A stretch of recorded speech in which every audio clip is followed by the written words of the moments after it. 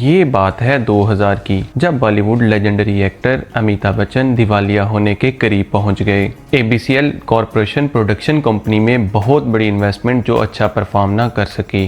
بہت ساری موویز کا فلاپ ہونا ABCL کمپنی کے فیلئر کی وجہ بنی۔ کمپنی اس قدر ناکام ہو چکی تھی، اس کے پاس ایکٹریس اور سٹیک ہولڈرز کو دینے کے پیسے بھی نہیں تھے۔ ایکسپینسو ہوم، ایکسپینسو کارز اور لوش لائف سٹائل نے امیتابھ بچن کو اور بھی مشکل میں ڈال دیا۔ خدا کی کرنی ایسی، ان دنوں میں ان کو سیریس ہیلتھ ایشو کا سامنا بھی تھا۔ جیسے ہی مالی مشکلات پبلک ہوئی، ان کو فلموں میں کام ملنا بھی بند ہو گیا۔ ایک راستہ تھا ایسٹس کو بیچ کر قرض اتارنے کا، لیکن وہ بھی گھاٹے میں چلے گئے۔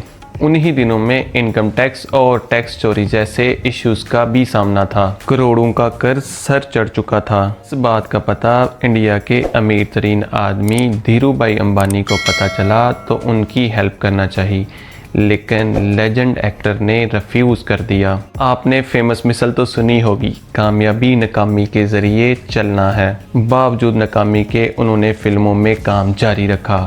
ہارڈ ورکنگ، پاپولیرٹی اور ڈیڈیکیشن نے کامیابی کی راہ پر گامزن کر دیا۔ فیمس شو کون بنے گا کروڑ پتی زندگی کا ٹرننگ پوائنٹ تھا۔ ڈیفرنٹ پروڈکٹ اور کمپنیز کے برانڈ ایمبیسڈر بنے، جس کی وجہ سے آمدنی میں خاطر خواہ اضافہ ہوا۔ Real estate, income generating assets, media company, پرو کبڈی لیگ، ایکٹنگ، ہوسٹنگ جیسی بہت سی انویسٹمنٹ نے ان کو کامیاب کیا۔ Personal discipline, commitment, smart financial decision, hard work, different source of income نے ان کو دوبارہ سے کروڑ پتی بنا دیا۔ امیتابھ بچن کی ٹوٹل نیٹ ورتھ $410 ملین ہے کہ انڈین روپیز میں 3500 کروڑ بنتی ہے۔ امیتابھ بچن ہر سال 60 کروڑ روپے کماتے ہیں۔ اب وہ ایک مووی کا 10 سے 12 کروڑ روپے چارج کرتے ہیں۔ اب امیتابھ بچن کا شمار بالی ووڈ کے کامیاب ترین اداکاروں میں ہوتا ہے۔ امیتابھ بچن کی کہانی ہم سب کے لیے ایک ایگزامپل ہے کہ کامیابی بہادروں کا ساتھ دیتی ہے۔